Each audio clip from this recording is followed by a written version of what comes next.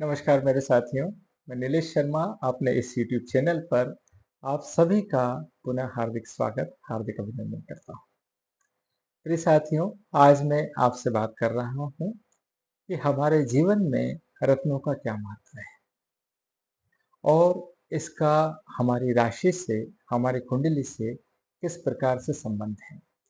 हमें कौन सा रत्न धारण करना चाहिए, कौन सा रत्न हमारे भाग्य वृद्धि में सहायक होगा और कौन सा रत्न हमारी भाग्य वृद्धि में सहायक नहीं होगा। तो आइए इन सब बातों को विस्तार से जानने के पहले एक छोटा सा उदाहरण आपको देना चाहूंगा। आप सब ने अपने बचपने में एक प्रयोग किया होगा। आप सब जानते हैं कि हमारे स्कूल में साइंस के टीचर हमें हाथ में एक छोटा सा लेंस दे दिया करते थे। उसमें सूर्य की रोशनी को अवशोषित करके हमें माचिस की तीली जलाना, कभी कागज जलाना, ऐसा सिखाया जाता था। और जब वो माचिस की तीली उस लेंस के द्वारा जल जाती थी, कागज जल जाता था, हम लोग बड़े खुश और प्रसन्न होते थे। ये बात अलग है, कुछ बच्चे उसमें नुकसान भी कर देते थे, लेकिन वो चीज बड़ी काम की थी। और उसका उदाहरण यहाँ मैंने इसलिए दिया है क्योंकि इतने बड़े सूर्य की कुछ रोशनी की किरणों को अवशोषित करके हम माचिस की तीली जला सकते हैं, कागज जला सकते हैं, आग को उत्पन्न कर सकते हैं। ठीक उसी प्रकार से इतने दूर मतलब पृथ्वी लोक से हजारों किलोमीटर दूर कुछ कुछ ग्रह हैं, कुछ कुछ को ग्रह तो लाखों किलोमीटर दूर है, लेकिन इन रत्नों के धारण कर से करके उनकी ऊर्जा को अवशोषित करके हमारे शरीर में भी कई प्रकार के परिवर्तन लाए जा सकते हैं। एक और उदाहरण के द्वारा मैं आपको समझाना चाहूंगा। विशेषकर जो लोग समुद्र के किनारे रहते हैं, वो एक बात को जानते हैं कि जब भी अमावस्या या पूर्णिमा आती है, तो समुद्र के अंदर कुछ विशेष परिवर्तन आते हैं। जैसे कि पूर्णिमा पर समुद्र का पानी उफान पर आता है, अमावस्या से समुद्र का पानी लौटने लगता है। यानी कि अमावस्या के समय आप समुद्र में काफी अंदर तक जा सकते हैं, खाली मिलेगा। वहीं पूर्णिमा पर समुद्र में पानी लौटता है। उसके किनारे रहने वाले लोगों को हिदायत दी जाती है कि भैया आप लोग दूर रहो, समुद्र में ऊंची ऊंची लहरें आ सकती हैं।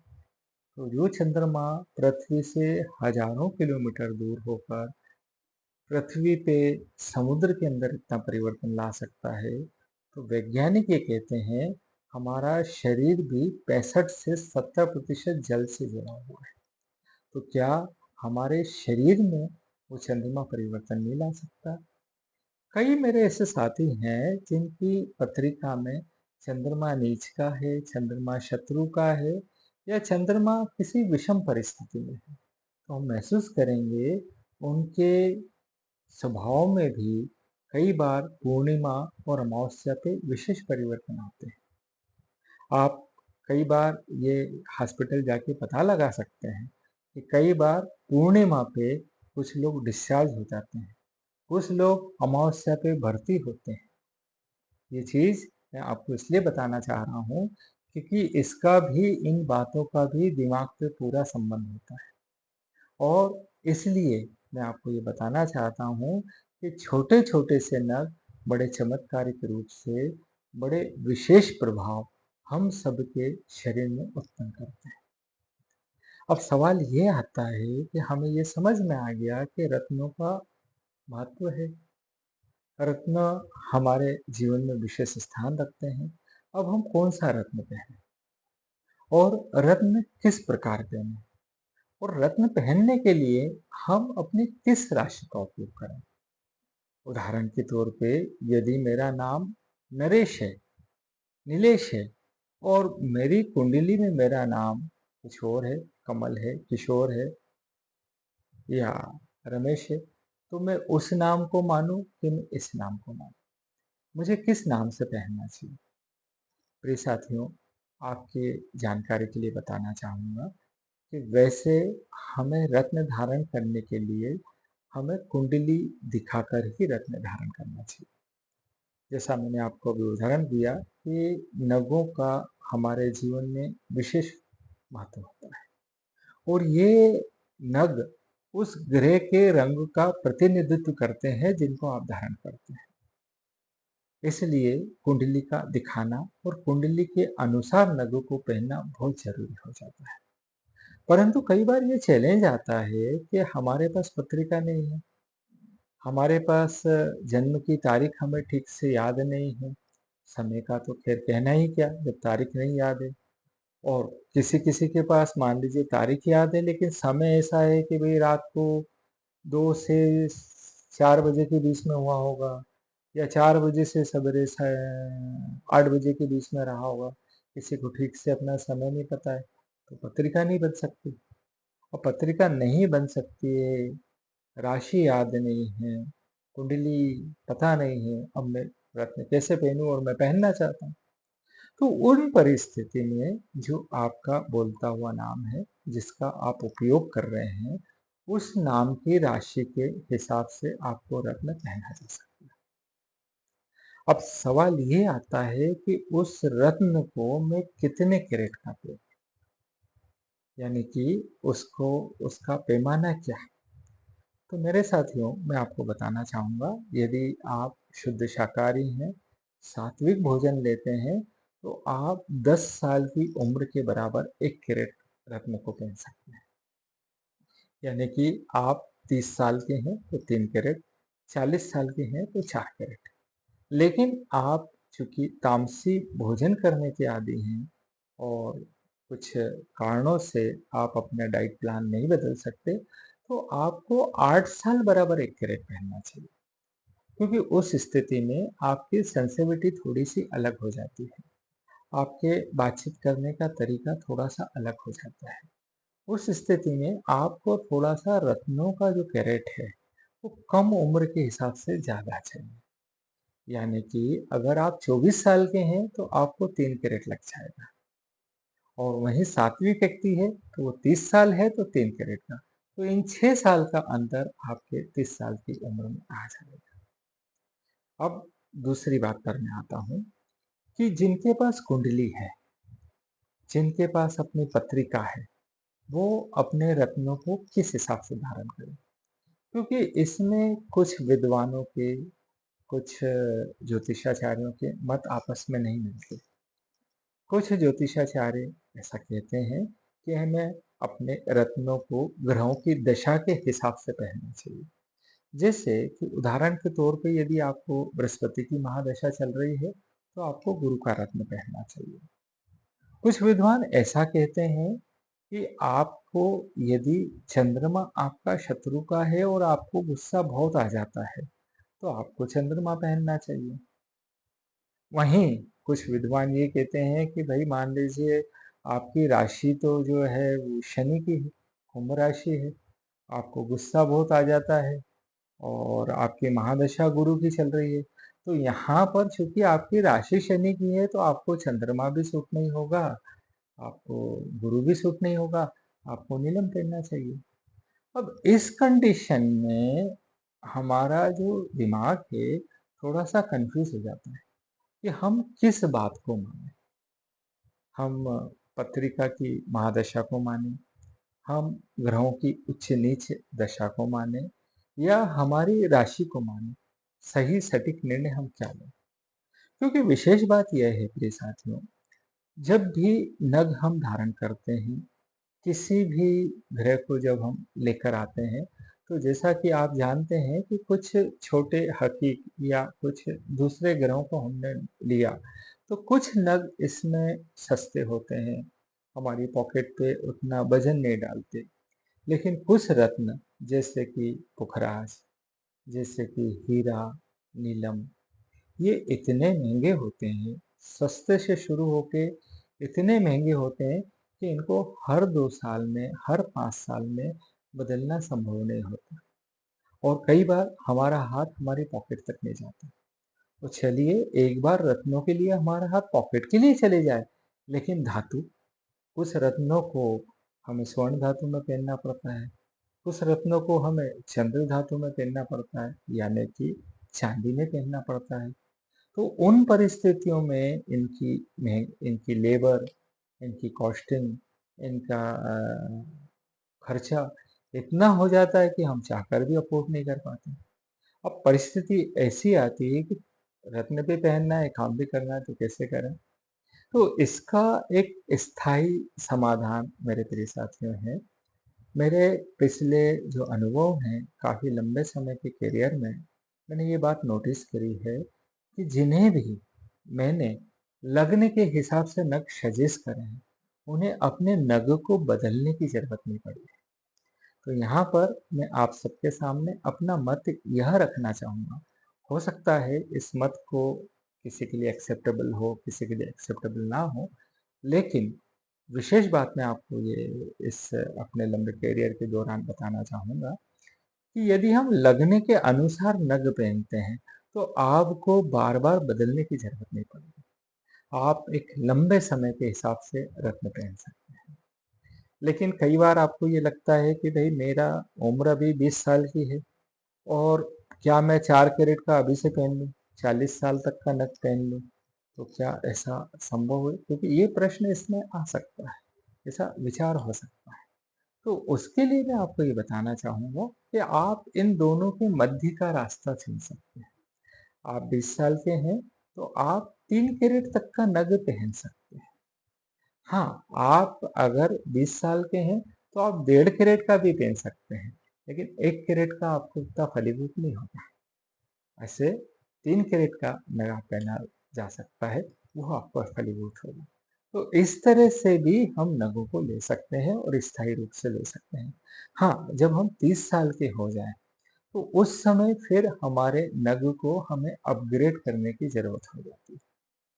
कुछ नग ऐसे होते हैं, जिन्हें हमें 2 साल में, जिन्हें हमें 3 साल में, 4 साल में बदल देना चाहिए। जैसे कि सफ़ेद मोती, मूँगा या कोई हकीक, इन्हें विशेष कार्य के लिए, विशेष प्रयोजन के लिए पहना जाता है। जब भी हमारा वो प्रयोजन, हमारा वो कार्य हो जाए, हम इस नग को बदल सकते हैं या इस नग को अपग्रेड कर सकते हैं। तो ये विशेष जानकारी मेरे प्रिय साथियों, मैंने आपको दी है। अब मैं इसके विस्तार पे आपसे चर्चा करना चाहूँगा कि हमें किस राशि के लिए, किन-किन राशि के लिए कौन-कौन से नग पहनना है। किस लग्नेश में हमें कौन-कौन से नग पहनना चाहिए। प्रिय साथियों, मैं आपको बताना चाहूँगा कि आपकी यदि मेष राशि है, यानी कि एरीज़ आपकी राशि है, आपका नाम ए से स्टार्ट होता है, आपका नाम एल से स्टार्ट होता है, तो आपको लाल मूँगा धारण करना चाहिए। लेकिन अकेला लाल मूँगा यहाँ पर काम नहीं देगा। यदि आप मेष राशि के हैं, तो आपका चेहरा लालिमा लिए होता है। आप तुरंत और जल्दबाजी में निर्णय लेने वाले होते हैं। तो अकेला मूँगा यहाँ पर आपको साथ नहीं देगा। आपको मूँगे के साथ सफ़ेद मोती, मूँगे के साथ आपको पुखराज भी पहनना ज़रूरी हो जाता है। और जब तक आपकी पॉकेट आपके आपका हाथ आपकी पॉकेट तक नहीं जाता, माफ़ कीजिए, तो आपको सफ़ेद मोती और लाल मूँगा सिर्फ़ यही धारण करना चाहिए। जब आपका बजट बने, आपको पुखराज धारण करना चाहिए। दूसरा, वहीं यदि आप मेष लग्न के हैं, तो मेष लग्न के यदि आप हैं, तो आपको लाल मूँगा, सफ़ेद मोती और पीला पुखराज धारण करना चाहिए। उसी प्रकार लाल मूँगा जो है, सबसे अच्छे रिज़ल्ट तांबे में देता है। कुछ विशेष परिस्थिति में किसी की स्किन को तांबा धातु सूट नहीं होता है। उस कंडीशन में हम जो है उसको स्वर्ण धातु में या चांदी में पहन सकते हैं, पर इसके विशेष लाभ हमें तांबे में, कॉपर में ही मिलते हैं। ठीक उसी प्रकार को चांदी को चांदी में सफेद मोती धारण किया जाता है और पुखराज को स्वर्ण धातु में धारण किया जाता है। लेकिन पुखराज चूंकि महंगा रत्न है, कई बार अभी जैसे हम वर्तमान में महसूस कर रहे हैं कि सोना 1.25 लाख के रूप पर चले गया, वहीं पुखराज भी काफी बेशकीमती होते हैं। अच्छे पुखराज 5 से 10,000 रुपये कैरेट से शुरू होते हैं, तो हम पुखराज भी महँगा लें, गोल्ड भी महँगा लें, तो कई बार हमारी स्थिति ऐसी हो जाती है कि पहने कि ना पहने, कई बार हम अवॉइड कर देते हैं। तो उस स्थिति में आप मेरे प्रिय साथियों, आप पीली धातु में यानी कि पीतल में आप अन्य धातु को मिश्रित करवा के यानी कि पंच धातु में भी आप पुखराज को धारण कर सकते हैं। और यदि आपके पास पुखराज का बजट नहीं है, आप किसी स्थिति में पुखराज नहीं पहन पा रहे हैं, तो आपको चाहिए आप अपने कंधे पर हल्दी की गांठ बांध लें या केले की जड़ को किसी रेशमी धागे में आप अपने कंधे पर बांध लें। आपके लिए वही काम करेगी जो काम पुखराज करता है। और यदि आप किसी कॉर्पोरेट ऑफिस में हैं या आप जंगल बाहर आपका टूरिंग का काम है, तो आप चाहें तो आप तिलक भी धारण कर सकते हैं। लेकिन कभी-कभी क्या होता है कि कुछ लोग थोड़ा-सा तिलक लगाने में ऐतराज़ करते हैं। पर मैं आपसे निवेदन करूँगा कि यदि कोई चीज़ हमारे काम की है, तो उसे अपनाना चाहिए, बजाय किसी अन्य लोगों के ध्यान देने के। आप चंदन, केशर, दूध, गंगाजल और असली घी। चंदन, केशर, दूध, गंगाजल और असली घी। इस चीज़ को मैं रिपीट कर रहा हूँ।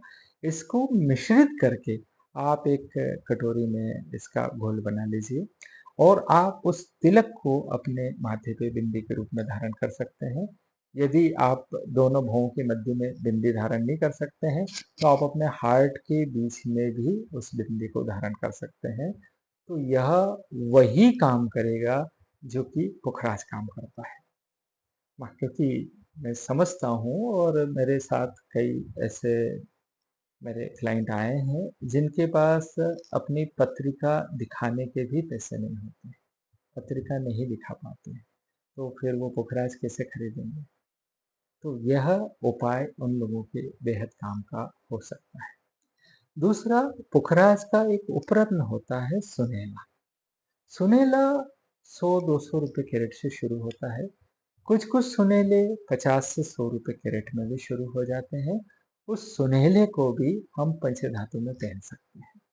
लेकिन इस सुनहले को हमें, यदि हम पुखराज 1 कैरेट का लेते हैं, तो सुनहला कम से कम 2 से ढाई कैरेट का लेना पड़ेगा। यदि पुखराज 3 कैरेट का या 4 कैरेट का लेते हैं, तो सुनहला 6 से 7 कैरेट का हमें लेना पड़ेगा। इस प्रकार से हम सुनहले को भी ले सकते हैं। अब सवाल ये आता है, क्या मुझे ये सब उसी प्रकार से लाभ देंगे जिस प्रकार से पुखराज लाभ देता है? तो मेरे प्रिय साथियों, ये निश्चित रूप से उसी प्रकार से लाभ देंगे जिस प्रकार से हमें महंगे रत्न लाभ देते हैं।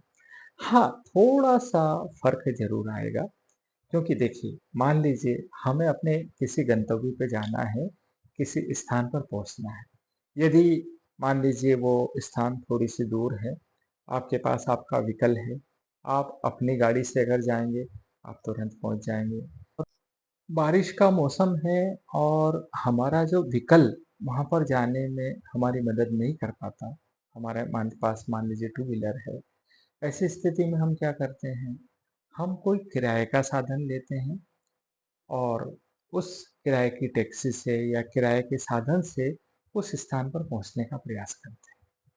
कई बार हम महसूस करते हैं कि किराए का साधन हमें तुरंत मिल जाता है, कई बार उसको आने में समय लगता है, कई बार उसकी अपनी नियम शर्तें होती है कि भैया मैं वहाँ तक जाऊँगा, वहाँ नहीं जा पाऊँगा, यानी कि नियरेस्ट प्लेस तक ही हम जा पाते हैं।